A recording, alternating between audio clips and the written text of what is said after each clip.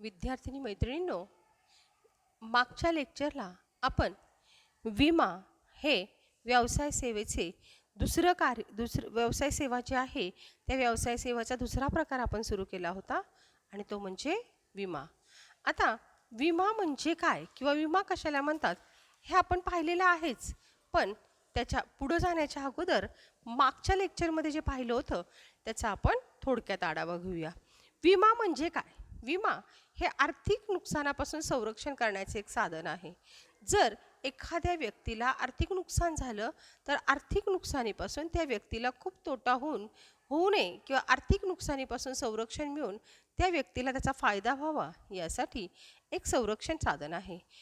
हा जोखीम व्यवस्थापनाचा एक प्रकार आहे.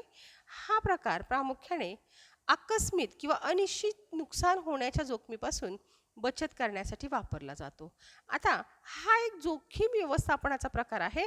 जर एखाद्या व्यक्तीला जोखीम झाली, जोखीम कशामुळे होते? आकस्मिक होते किंवा अनिश्चित नुकसानीपासून जोखीम होते. त्या आकस्मिक आणि अनिश्चित नुकसानीपासून बचाव करण्यासाठी विमा हे महत्त्वाचं साधन आहे. विमा म्हणजे विमाधारक आणि विमा संस्था हमीदार यांच्यामधील करार होय. विमा म्हणजे काय? विमाधारक आणि विमा संस्था. विमाधारक कोण आहे? तर ज्यांनी विमा घेतलेला आहे तो विमाधारक, आणि विमा संस्था म्हणजे हमीदार जे आहे या दोघांमधील करार होय. यामध्ये विमा हमीदार हानीच्या बाबतीत विमाधारकाला भरपाई देण्यास सहमत बांधलेला असतो आणि विमाधारकास विमा हमीदाराला वेळेवर तंतोतंत निश्चित रक्कम द्यावी लागते. थोडक्यात काय की विम्यातील काही मूलभूत संज्ञा आपण पाहिल्या होत्या. थोडक्यात काय? विमा म्हणजे काय? विमा LIC आपण बऱ्याचदा ऐकतो. LIC म्हणजे काय? भारतीय जीवन विमा निगम, the New India insurance company limited आणि life insurance corporation of India अशी विम्याची उदाहरणं आहेत. विमा म्हणजे काय? विमा म्हणजे आर्थिक नुकसानीपासून संरक्षण देण्याचं एक कवच, त्याला विमा असं म्हणतात. मग नुकसान कसं एक तर आकस्मिक होतं किंवा अनिश्चित नुकसान होतं की ज्याची काहीही निश्चितता नसते आणि त्यापासून विमाधारकाला भरपाई देण्यासाठी. आता विमा म्हणजे काय? की विमा म्हणजे विमा कंपनी आणि विमेदार या दोघांमध्ये एक प्रकारचा करार झालेला असतो. करार असा असतो, जर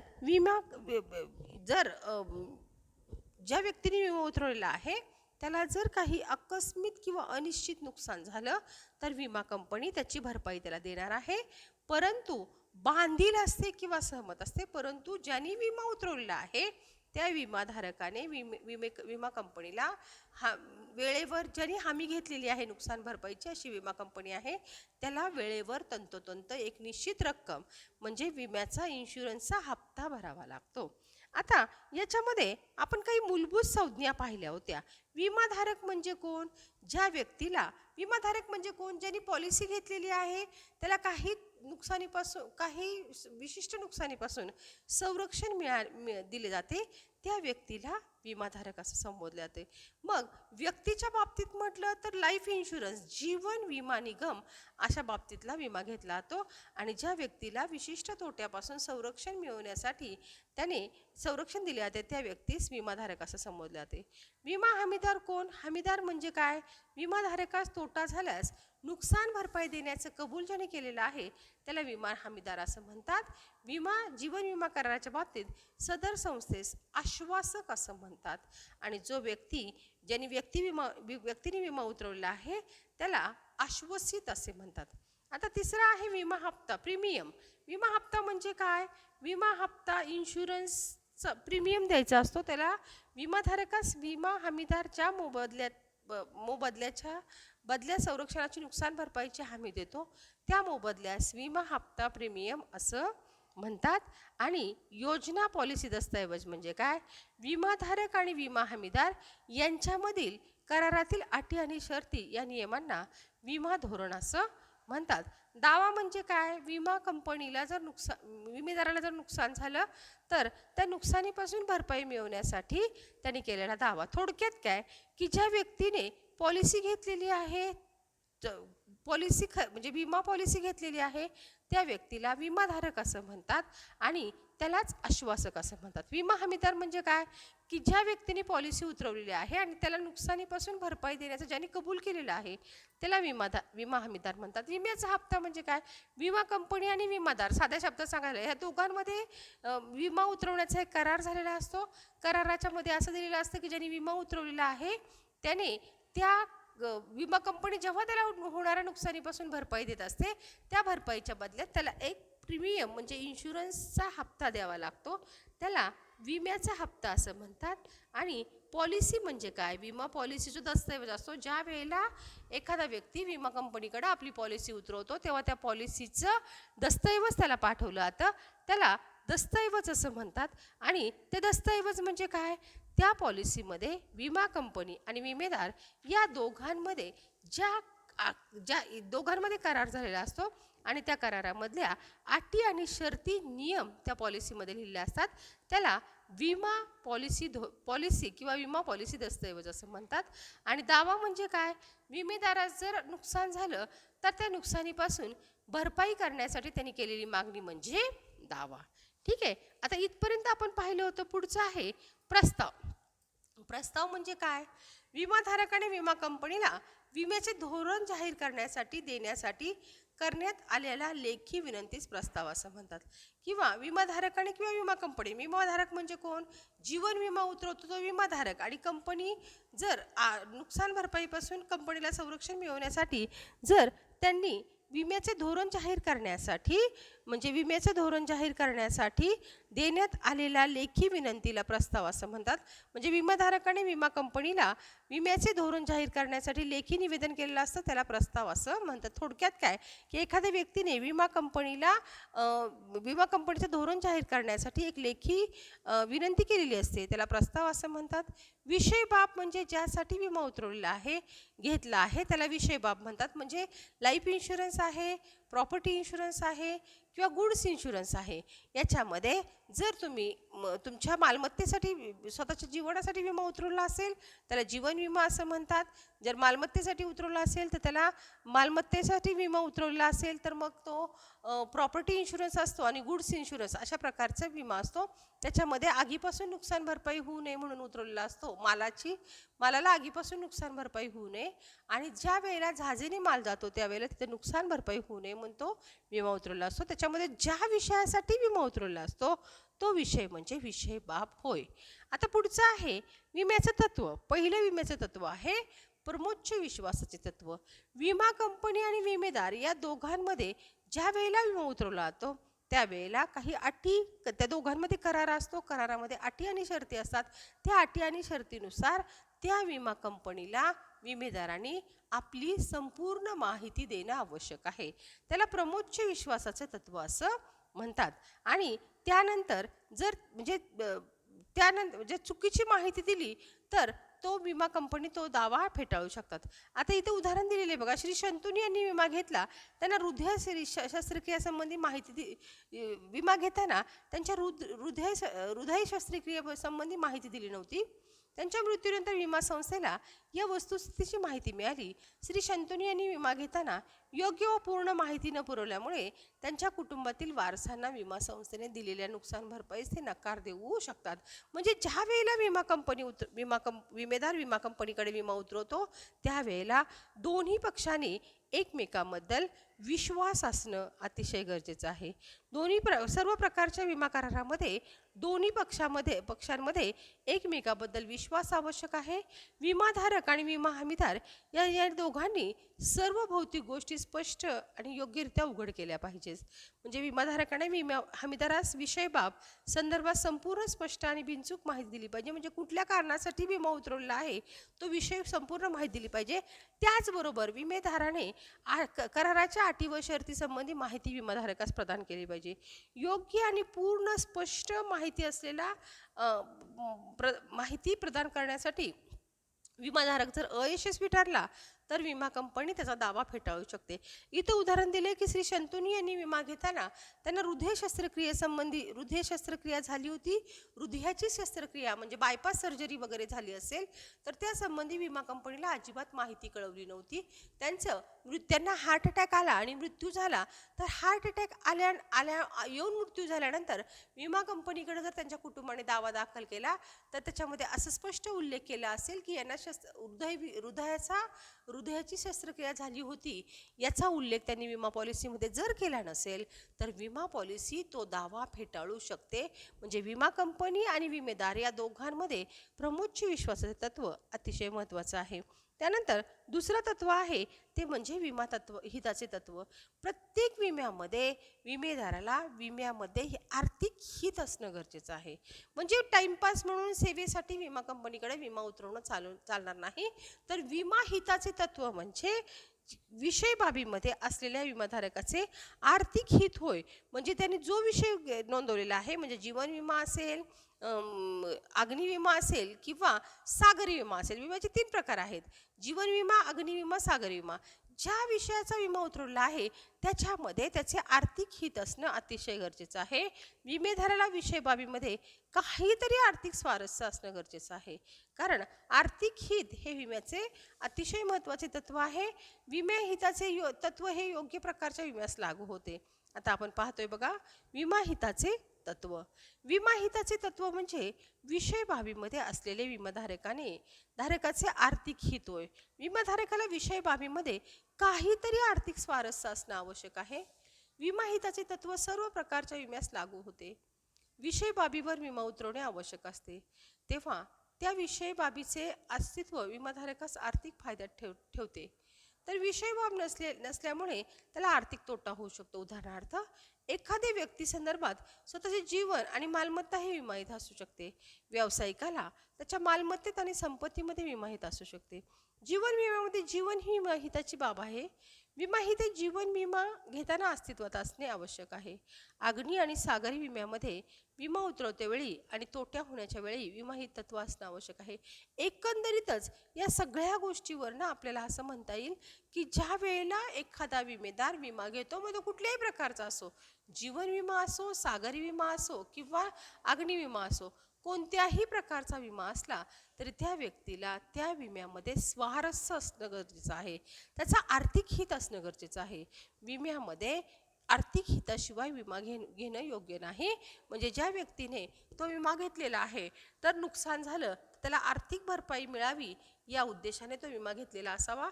म्हणजेच विमा हिताचे तत्व हे अतिशय महत्त्वाचं आहे. त्याच्यामध्ये हित असणं गरजेचं आहे. त्या व्यक्तीने विमा घेतलेला आहे त्या विम्यामध्ये त्याला स्वतःचं विमाहित तत्व असणं गरजेचं आहे.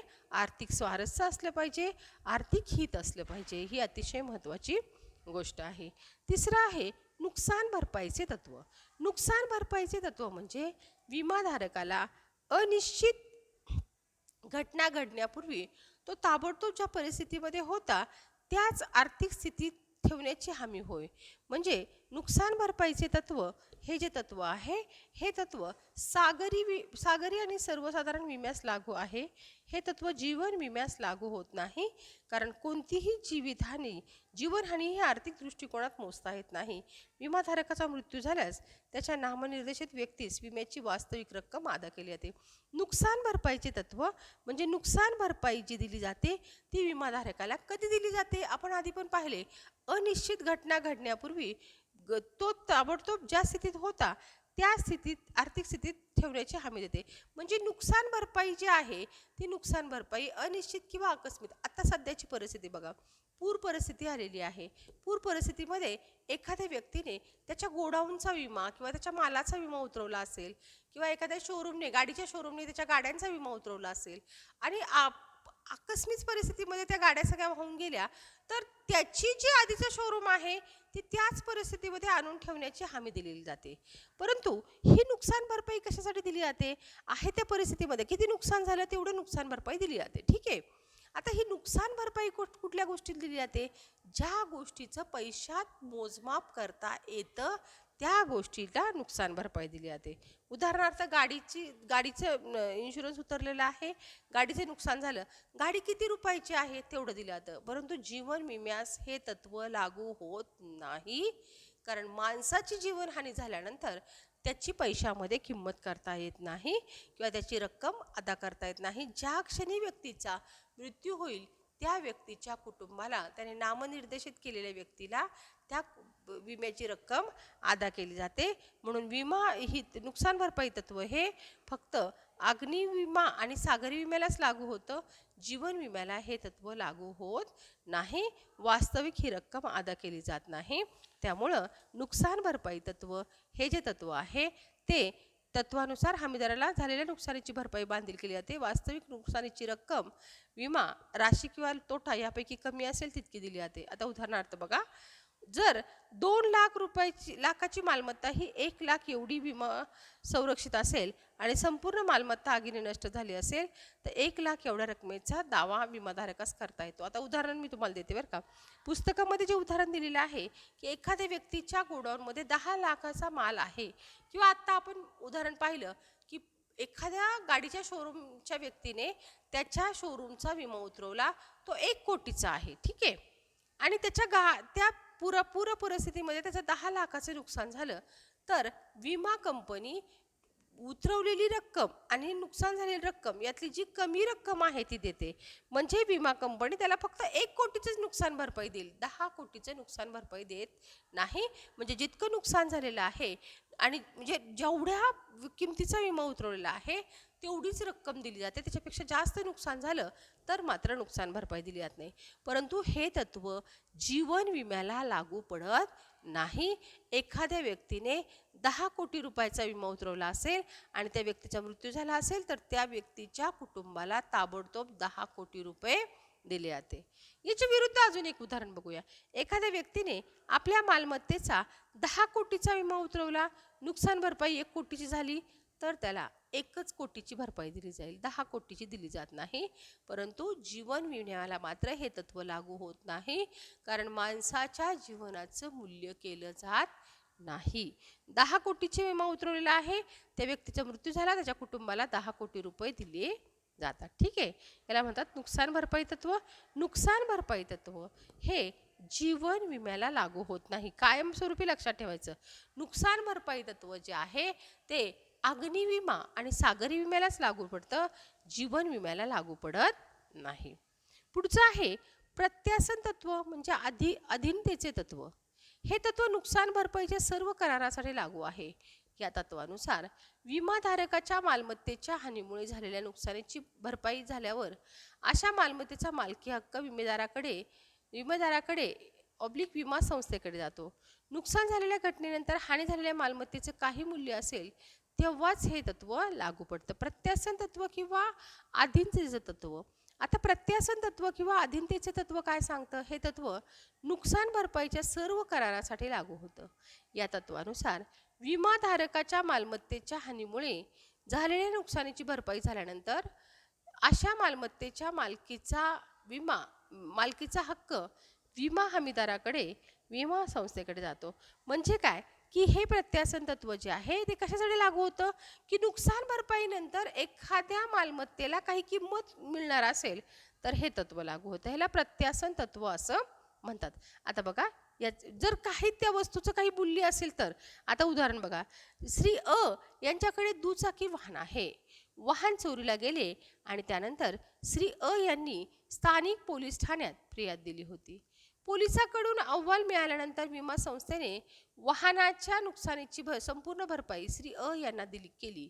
त्यानंतर पोलिसांनी चोरी झालेले वाहन ताब्यात घेतले. अशा परिस्थितीत वाहन मालकाचा सदर वाहनावरील कोणताही अधिकार दावा नाही, कारण वाहन मालिकेचे हक्क विमा संस्थेकडे हस्तांतरित झाले आहे.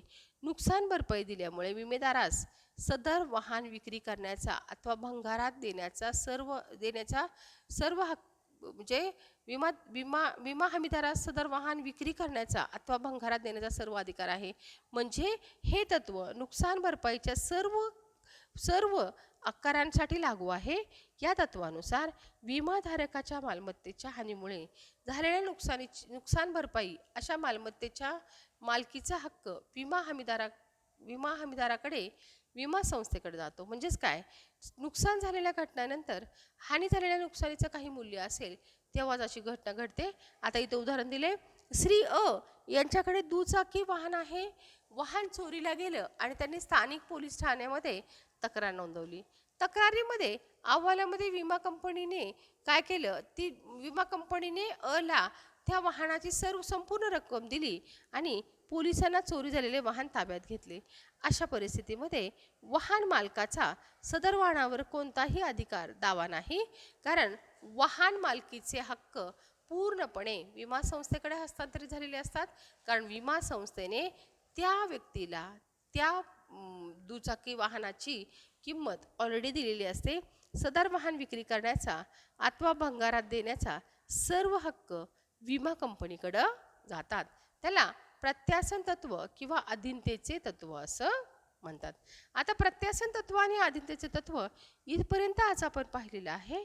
इथपर्यंत पाहिल्यानंतर आज आपण इथं थांबतोय आणि उद्याच्या तासाला योगदान तत्वापासून आपण सुरू करतोय. धन्यवाद.